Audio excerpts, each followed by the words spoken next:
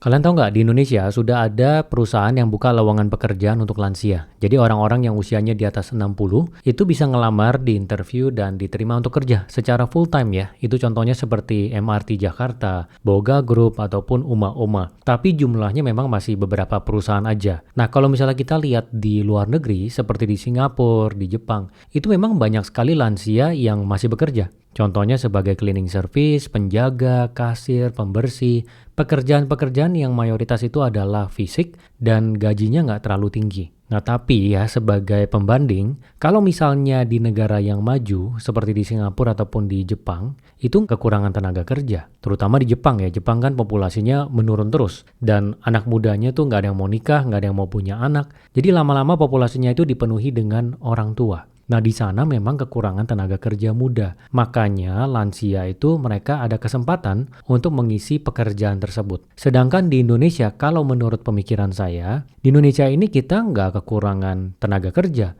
Justru kita kebanyakan yang nganggur. Dari 7 juta lebih pengangguran yang ada di Indonesia, itu kebanyakan generasi Z. Yang dimana dia ini semuanya adalah yang muda-muda. Jadi kalau misalnya lowongan pekerjaan itu dibuka juga untuk yang lansia, jadinya yang lansia ini bersaing dengan yang muda. Bukannya saya bilang nggak boleh ya kasih pekerjaan ke lansia, tapi saya hanya memberikan perspektif bahwa kita nggak kekurangan tenaga kerja. Yang kita kurang adalah lowongan pekerjaan. Nah, kalau menurut saya, orang-orang yang sudah masuk usia lansia, paling gampang kalau misalnya memang ingin ada pendapatan tambahan itu jadi afiliator atau konten kreator. Anak muda kalau nanya ke saya juga akan bilang seperti itu karena ini hanya butuh pakai handphone dan hanya butuh niat aja. Yang penting setiap hari rajin konten, pelajarin caranya seperti apa, itu akan bisa dapat pendapatan di sana sebagai tambahan. Kalau dalam konteks orang sudah tua masih bekerja, sebenarnya ini adalah sesuatu yang baik ya, karena saya selalu tekankan kalau kita baiknya itu nggak pensiun. Jadi kita sampai usia kapanpun kita tetap kerja terus sesuatu yang kita sukai. Karena ketika kita berhenti bekerja, itu kita bisa bosen, kita bisa depresi, dan kita bisa demensia. Demensia itu awalnya seperti pikun biasa, tapi lama-lama bisa lupa nama kerabat, bisa lupa nama keluarga, bisa lupa alamat, bisa lupa mandi.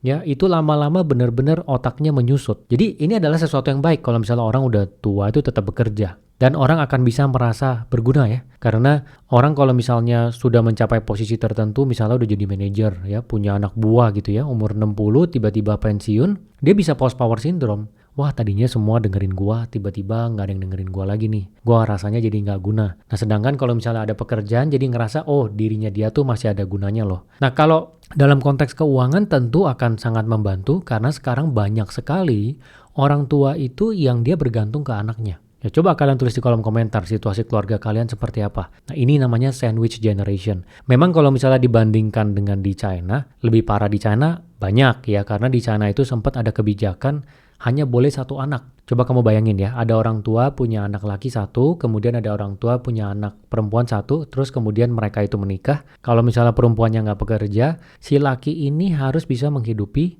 orang tua dari dua sisi. Kalau dua-duanya ini yang nggak punya uang yang ditabung dari muda. Terus kakek neneknya juga harus dihidupi. Jadi ini bukan sandwich generation lagi. Sudah burger digeprek gitu dari atas bawah habis-habisan.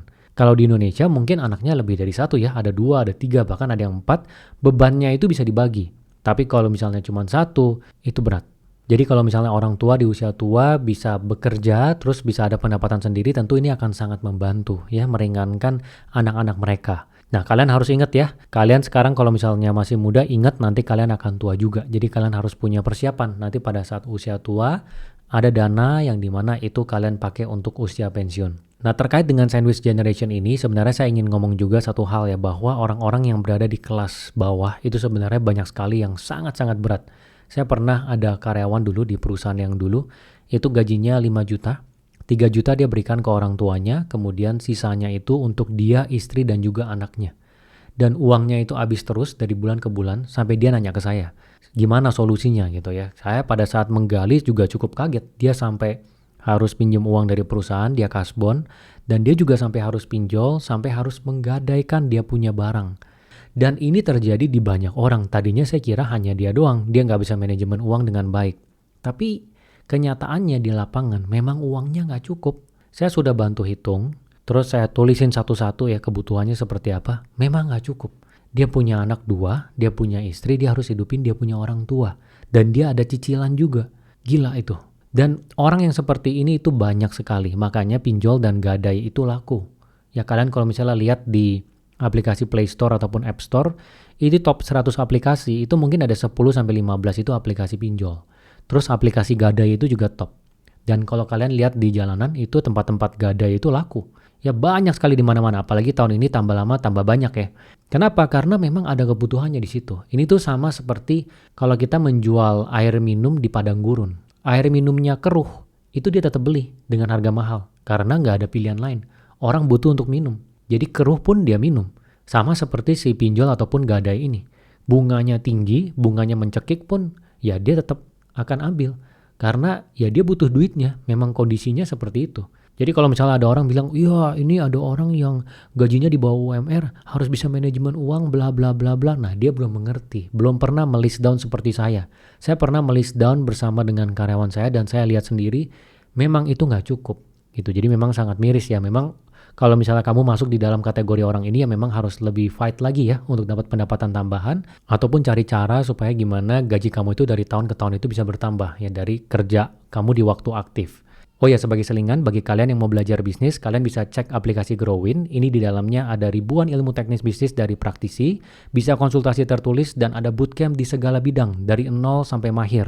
Nanti kalian cek aja namanya Growin. Kalau kita bandingkan lansia bersama dengan Gen Z, lansia ini sebenarnya juga punya kelebihan ya. Lansia ini kebanyakan kan baby boomers. Mereka ini sudah puluhan tahun bekerja, mereka punya pengalaman yang banyak, dan mereka itu stabil secara emosi ya, lebih sabar, lebih loyal. Makanya kalau kita lihat orang-orang yang sudah tua, usianya 50-55, biasanya mereka bekerja di satu perusahaan itu bisa 20-25 tahun. Saya ingat dulu pada saat saya bekerja di bank, itu ada satu rekan saya ya cukup berumur, umurnya 40 lebih, dia udah kerja 15 tahun di situ. Sampai dengan sekarang dia masih di sana. Jadi udah 25 tahun lebih dia bekerja di bank tersebut.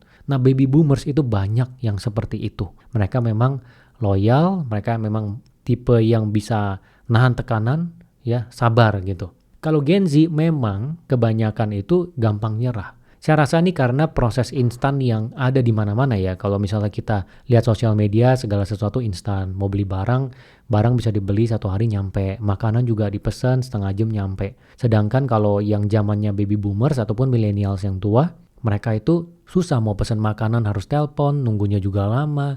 Beli barang juga harus pergi ke tempatnya. Kalau misalnya nggak ada, besok lagi pergi lagi. Nggak seperti sekarang, sangat mudah. Makanya beda mentalitasnya. Nah Gen Z ini banyak yang maunya segala sesuatu itu cepat. Dan mereka secara sifat itu cepat menyerah. Ini saya nggak bilang semua, tapi banyak yang seperti ini. Jadi misalnya di kantor dikasih pekerjaan berat dikit, atau misalnya diomelin sama bos dikit, dia nanti post di sosmed. Ya dia tersinggung, dia keluar dari perusahaannya. Dia nggak ngomong apa-apa, tiba-tiba ngilang. Kan males gitu kalau dari sisi perusahaan, udah capek-capek melatih, tapi dia begitu ada tekanan dikit, langsung ngilang. Ini terjadi. Ya di teman saya punya perusahaan juga terjadi. Udah interview capek-capek dari banyak orang, dapat 1 orang, probasi 3 minggu, keluar ngilang gitu aja. Setelah 1 bulan ditanya kenapa, dia bilang, oh ya dia nggak betah, nggak cocok, dia cari perusahaan lain. Jadi Gen Z ini memang ada problem ini menurut saya. Tapi ya nggak bisa dipungkiri ada kelebihannya juga. Gen Z punya pemikiran kreatifnya yang kekinian, punya stamina yang jauh lebih tinggi dari lansia, dan juga ngerti teknologi. Ya kalau lansia kebanyakan pasti akan susah ya untuk dijelaskan tentang teknologi gitu. Pakai handphone mungkin susah, apalagi kalau dijelasin sampai AI gitu. Kemudian di sini saya mau ngomong dikit tentang kompetisi dari Gen Z. Ya Gen Z ini menurut saya berat sekali karena sekarang ini jumlah pengangguran kan sudah ada 7 juta orang lebih. Dan ini setiap tahun bertambah nih. Setiap kali ada yang lulus setiap tahun sekitar 1-1,3 juta sarjana, itu tuh akan bersaing dengan yang nganggur ini, yang 7 juta orang ini. Dan setiap tahun ini bertambah. Kalau misalnya lapangan pekerjaannya nggak bertambah dan perusahaan-perusahaan banyak yang mereka memangkas jumlah karyawan di kantornya karena menggunakan AI, maka tambah lama, tambah susah sekali untuk mencari pekerjaan. Satu role itu akan diperebutkan oleh puluhan ribu orang. Jadi kalau misalnya kamu sekarang ingin mencari pekerjaan, kamu harus bisa tahu gimana supaya Orang itu bisa milih kamu dari CV-nya kamu poles, profile LinkedIn kamu bagus, sosial media kamu bagus. Jadi kalau misalnya dicek dia bisa lihat jelas kamu orangnya seperti apa. Kemudian pada saat melamar ada cover letternya, tulis kenapa kamu pengen ngelamar di sana. Kemudian kamu juga ada portfolio. Kalau kamu misalnya adalah seorang desainer, berarti ada contoh-contoh desain yang pernah kamu kerjakan sebelumnya. Kalau misalnya kamu adalah seorang programmer, berarti misalnya ada aplikasi ataupun website yang pernah kamu bikin sebelumnya. Itu kamu harus benar-benar persiapkan karena memang saingan kamu itu banyak. Tiap tahun makin lama makin banyak. Dengan kondisi lapangan pekerjaannya bertumbuhnya belum tentu secepat itu. Dan AI ini memang akan menggantikan banyak pekerjaan. Kalau dari saya patokannya itu WFH, work from home. Segala sesuatu pekerjaan yang bisa dikerjakan dari rumah, entah itu admin, customer service, HRD, finance, editor, itu semuanya bisa digantikan oleh AI. Minimal yang junior itu bisa digantikan oleh AI. Jadi nanti yang ada itu adalah posisi senior, yang dimana posisi senior ini menggunakan AI untuk mengerjakan segala sesuatu. Misalnya seorang senior programmer, yang dimana dia menggunakan AI untuk bantu dia coding. Yang tadinya ada junior programmernya ketutup. Nah, jadi kamu harus mulai membiasakan diri kamu menggunakan AI ya. Kalau nggak kamu akan benar-benar tersingkirkan. Ini kalau kamu tahu CEO dari Duolingo, itu salah satu aplikasi paling top buat belajar bahasa, dia pernah bilang, kalau dia hanya akan menambah jumlah orang yang direkrut kalau nggak bisa menggunakan AI. Jadi tiap kali mau merekrut orang baru, dia tanya timnya dulu, bisa pakai AI nggak? Kalau bisa pakai AI, kita nggak usah rekrut orang baru. Sampai seperti itu. Dan banyak perusahaan yang juga mengimplementasikan ini. Saya rasa lama-lama itu pasti akan begini semua. Jadi kalian harus siap-siap belajar AI dan jadilah orang yang paham tentang AI. Jadi dari sekarang cobain semua AI. Dari ChatGPT, Gemini, N8N, Midjourney, semua. Cobain supaya kalian peka, kalian tahu AI ini bisa seperti apa. Terutama yang terkait dengan bidang kalian. Jadi kalau misalnya bidang kalian adalah desain, ya kalian bisa coba cek Midjourney yang terkait dengan gambar. Kalau misalnya bidang kalian adalah coding, kalian bisa coba Claude, Cursor, ya segala sesuatu yang terkait dengan coding. Gitu. Jadi ini akan menjadi kalian punya poin plus karena perusahaan akan butuh orang yang paham AI. Dan satu lagi yang menurut saya penting itu adalah belajar bahasa Inggris. Jadi kalian harus pastikan kalian bisa komunikasi dalam bahasa Inggris dengan lancar karena ini akan membuka peluang kerja kalian secara global. Jadi kalau misalnya di Indonesia lagi susah untuk cari kerja, kalian bisa cari pekerjaan yang cari orang yang remote dari Indonesia. Ataupun bekerja di luar negeri kalau misalnya memang ada peluangnya dan kalian diterima gitu. Nah kalau terkait dengan robot, ya menurut saya robot masih akan lebih lama. Memang sekarang robot sudah bisa melakukan banyak hal, tapi untuk benar-benar menggantikan manusia 100%, yang dimana semua yang terkait dengan fisik itu bisa dilakukan oleh robot, menurut saya itu masih 10 tahun. Dan di negara-negara berkembang seperti Indonesia, pasti ada intervensi dari pemerintah. Jadi kalau misalnya pabrik tadinya 2000 karyawan, tiba-tiba jadi 20 karyawan, sisanya pakai robot, tentu pemerintah akan intervensi supaya jumlah pengangguran nggak naik lagi. Ya karena kita masuk ke kondisi di mana lowongan pekerjaan yang ada semuanya bisa diisi AI ataupun robot yang kepalanya AI. Saya harap kamu yang nonton di sini benar-benar tidak menganggap ini enteng ya. Kamu harus paham tentang AI, kamu harus cobain semua AI yang ada di luar supaya kamu menjadi orang yang tahu perubahan seperti apa yang akan terjadi. Jadi kamu bisa siap-siap. Dan sebagai penutup, di sini saya mau kasih tambahan tips buat kalian di sini yang masih muda ya. Jadi yang pertama itu pastikan kalian fokus di satu bidang, cari dengan cepat. Kalian boleh coba-coba banyak bidang pada saat masih muda, tapi secepat mungkin cari satu bidang yang kalian fokus. Jadi bisa 20 tahun, 30 tahun di bidang tersebut supaya kalian cepat untuk mencapai yang terbaik di bidang itu. Dan nanti kalian pada saat memantau perubahannya, mempelajari AI segala macam bisa terkait dengan bidang tersebut. Dan jangan pindah keseringan. Ya banyak orang yang pindah bidang tuh 3 tahun pindah bidang baru, 3 tahun pindah bidang baru. Itu sayang. Ya karena waktu itu sangat berharga. Kamu masih umur 20 mungkin kamu ngerasa waktu masih panjang. Tapi tiba-tiba nanti kamu umur 30, tiba-tiba umur 40, kamu nggak punya waktu yang banyak.